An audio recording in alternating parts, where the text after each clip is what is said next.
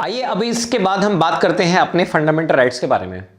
तो जब कभी भी फंडामेंटल राइट्स के बारे में हम डिस्कशन स्टार्ट करते हैं तो हर किसी के माइंड में एक क्वेश्चन जरूर आता है, और वो क्वेश्चन क्या है? वो क्वेश्चन बहुत ही बेसिक क्वेश्चन है कि भाई ये जो हमारे पास फंडामेंटल राइट्स हैं, इसमें जो फंडामेंटल वर्ड है, मतलब ये हमने यहाँ पे इंट्रोड्यूस क्यों किया? राइट तो चलो समझ में आता कि भाई ये हमारा राइट है, but now why this fundamental word introduce before the word right?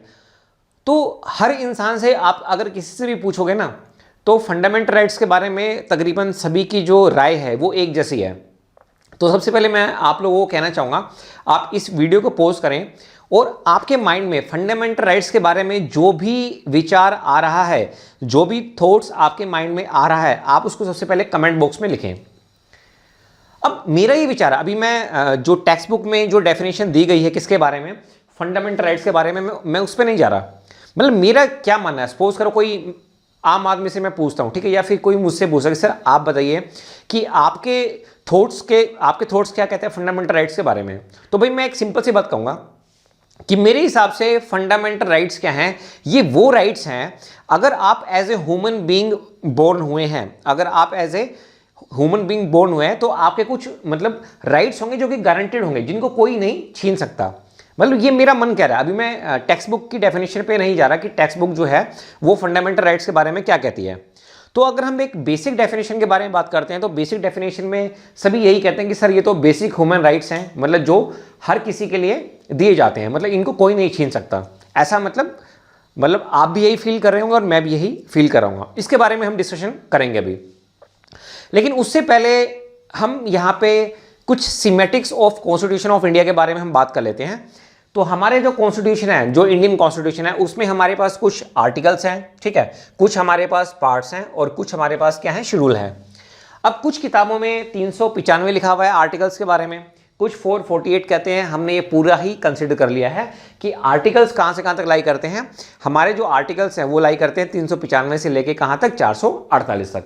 हालांकि कभी भी यूपीएससी ये नहीं पूछेगा कि हमारे पास कितने आर्टिकल है, बिकॉज अमेंडमेंट होती रहती है, कुछ सब आर्टिकल्स हमारे पास है। तो इसको आप रटिए मत, किसी भी एग्जाम में ये चीज़ आपसे कभी नहीं पूछी जाएगी कि हमारे कॉन्स्टिट्यूशन में कितने आर्टिकल हैं। कितना क्लियर हो गया?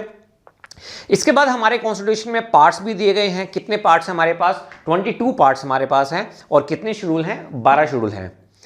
जब मैंने आपको ऑफलाइन क्लासेस में पढ़ाया था तो मैंने आपको बताया था कि 9th जो शेड्यूल था, ठीक है, वो कब इंट्रोड्यूस किया गया था? नेहरू साहब के टाइम में। इसका मतलब यह था कि हमारा जो ओरिजिनल कॉन्स्टिट्यूशन था, ओरिजिनल कॉन्स्टिट्यूशन में हमारे पास कितने शेड्यूल थे? उस समय पे हमारे पास 8 शेड्यूल थे। कहने का मतलब यह है कि भाई अमेंडमेंट होते चले गए, ठीक है, अमेंडमेंट होने के बाद कुछ आर्टिकल्स में अमेंडमेंट हुए, कुछ हमारे पास किस में अमेंडमेंट हुए, शेड्यूल में अमेंडमेंट हुए। तो यहां पे हमने किसकी बात की? सीमेटिक्स की। अब मैं यहां पे आपको एक बात और बताना चाहूंगा कि हमारे इस लॉ में जो कोई भी वर्ड अगर लिखा गया है कॉन्स्टिट्यूशन में, ठीक है, 2 वर्ड हैं, तो उन दोनों वर्ड का जो मीनिंग होगा ना वो अलग अलग होगा। मतलब यहाँ पे सिनोनिम्स यानी कि पर्यायवाची के हिसाब से हम काम नहीं लेते हैं। जैसे मान लीजिए मैं आपसे कहूँ कि भाई फेयर और जस्टिस ये दोनों सेम है, ठीक है, हालांकि ये दोनों अलग अलग वर्ड हैं, लेकिन हमारे कॉन्स्टिट्यूशन में फेयर का अलग मीनिंग होगा और जस्टिस का अलग मीनिंग होगा। इसी तरह से अगर मैं बात करना चाहूं, लिबर्टी एक अलग वर्ड है और फ्रीडम एक अलग वर्ड है। तो यहां पे जो फाइट होती है वो किलोमीटर पे नहीं, जैसा कि मैंने आपको बताया था अभी थोड़ी देर पहले, वो इंचेस पे होती है। तो क्योंकि हमारे कॉन्स्टिट्यूशन में 2 अलग अलग वर्ड लिखे गए हैं, क्योंकि हमारे कॉन्स्टिट्यूशन में 2 अलग अलग वर्ड लिखे गए हैं, तो इसीलिए उन दोनों का जो मीनिंग होता है वो क्या होता है? अलग अलग होता है। फाइन, इतना क्लियर हो गया? तो अभी हम यहां पे डिस्कशन कर रहे थे किसका? फंडामेंटल राइट्स का। तो जैसा कि मैंने आपको बताया कि हमारे जो फंडामेंटल राइट्स हैं ये गारंटीड होते हैं। क्या होते हैं? गारंटीड होते हैं। अब सिंपल सी बात है कि अगर कोई गारंटी देता है ना तो कोई गारंटर बनता भी है। तो कौन बनेगा गारंटर? Constitution of India. और कॉन्स्टिट्यूशन ऑफ इंडिया का मतलब क्या है? Fundamental law of land, fundamental law of land. लेकिन जैसा कि मैंने अभी आपको एक एग्जांपल लेके बताया था कि अगर 2 भाइयों के बीच में लड़ाई हो जाए, मान लीजिए प्रॉपर्टी को लेकर दोनों भाइयों के बीच में लड़ाई हो जाए, तो वो फंडामेंटल राइट्स नहीं है। एक्चुअली में जो फंडामेंटल राइट्स होते हैं ये एनफोर्स होते हैं किसके अगेंस्ट? स्टेट के। तो कहने का मतलब ये है कि अगर मैं एक लाइन में कहना चाहूं, अगर मैं इसकी डेफिनेशन कहना चाहूं फंडामेंटल राइट्स की, तो फंडामेंटल राइट्स की डेफिनेशन क्या आती है? Fundamental rights are basic human rights. तो मेरे साथ बोलिए आप जो है, ये क्या होते हैं? Fundamental rights are basic human rights, fundamental rights are basic human rights guaranteed by the constitution of India, guaranteed by the constitution of India और फंडामेंटल लॉ ऑफ लैंड। दोनों का मतलब क्या होता है? सेम। ये मैं आपको अभी रिसेंटली बता चुका हूं, ठीक है। Guaranteed by the fundamental law of land enforce against the state. ये किसके अगेंस्ट एनफोर्स होते हैं? स्टेट के।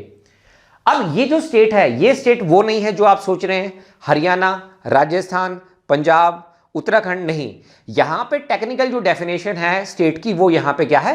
अलग है। और इसके बारे में हम किस में बात करेंगे? आर्टिकल 12 के बारे में हम बात करेंगे। आर्टिकल 12 में मैं आपको बताऊंगा कि जो स्टेट है, स्टेट की डेफिनेशन क्या है। दूसरी बात, फंडामेंटल राइट्स को हम किस में डील करते हैं? पार्ट 3 में। किस में डील करते हैं? पार्ट 3 में।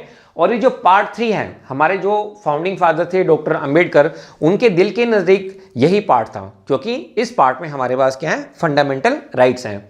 सो fundamental rights are dealt in part 3 of constitution of India. और ये फंडामेंटल राइट्स कहां से कहां तक लाई करते हैं? ये फंडामेंटल राइट्स आपके लाई करते हैं आर्टिकल 12 से लेके और आर्टिकल 35 के बीच में। कहां से कहां तक बोलो? आर्टिकल 12 से लेके आर्टिकल 35 के बीच में। तो एक बार डेफिनेशन को दोबारा हम याद कर लेते हैं। तो बताइए फंडामेंटल राइट्स क्या होते हैं?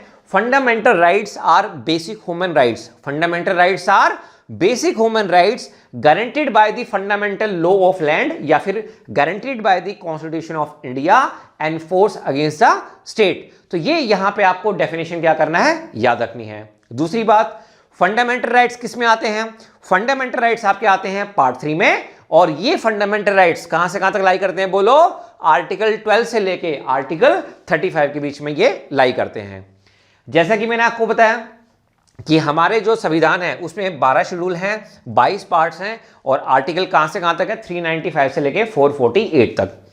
अगर मान लो मेंस के पेपर में फंडामेंटल राइट्स के बारे में अगर कुछ लिखने को आए या फिर कहीं पे आपको इस्तेमाल करना हो, तो एक तो आपको ये लाइन इस्तेमाल करनी है जो कि क्या है हमारे पास? Basic definition. दूसरी जो इंपॉर्टेंट है वो हमारे पास क्या है? ये है, ये वर्डिंग मैंने यहां पे ऑलरेडी यहां पे लिखी हुई है, इसको मैं आपको डिस्कस करा देता हूं। In the scheme of things all decision making power, याद रखिएगा यहां पे ऑल डिसीजन मेकिंग पावर, जो भी हमारे पास डिसीजन मेकिंग पावर होती है आर वेस्टेड विद स्टेट। वो किस में वेस्टेड होती है? स्टेट में। इसलिए ये जो स्टेट वर्ड है इसको हम किस में डिस्कस करेंगे? इसको हम डिस्कस करेंगे आर्टिकल 12 में। तो कहने का मतलब ये हुआ कि जो आर्टिकल 12 है वो फंडामेंटल राइट के बारे में नहीं बताता है। आर्टिकल 12 हमें किसके बारे में बताता है? आर्टिकल 12 हमें बेसिकली में डेफिनेशन के बारे में बताता है। किसकी डेफिनेशन के बारे में बताता है? स्टेट की डेफिनेशन के बारे में। तो यहां पे मैंने आपको एक हल्का सा आइडिया दिया है कि फंडामेंटल राइट्स बेसिकली में होते क्या हैं। और अगर आप मेरे दिल की बात माने तो भाई आप इस डेफिनेशन को रट लो, ठीक है। समझ में आए ना आए, समझ में आ जाएगी अगर आप इसको रट लोगे ना। दो ही तो लाइन रटनी है। क्या रटना है भाई? अगर आपसे कोई इंटरव्यू में पूछे, कहीं भी पूछे, ठीक है, आपको बस एक लाइन बोलनी है कि भाई fundamental rights are basic human rights guaranteed by the fundamental law of land enforce against the state. बस ये डेफिनेशन है। अब इसको आप रट लो। जब आप इसको रट लोगे, बहुत सारी चीजें जब आप यूपीएससी की तैयारी करते हैं तो रटनी पड़ती है। ये डेफिनेशन आपको रटनी पड़ेगी। समझ में ये 2 दिन के बाद भी आपको आ सकती है। अब क्यों रटनी पड़ेगी, इसका रीजन मैं आपको आने वाले लेक्चर्स में मैं आपको बताऊंगा।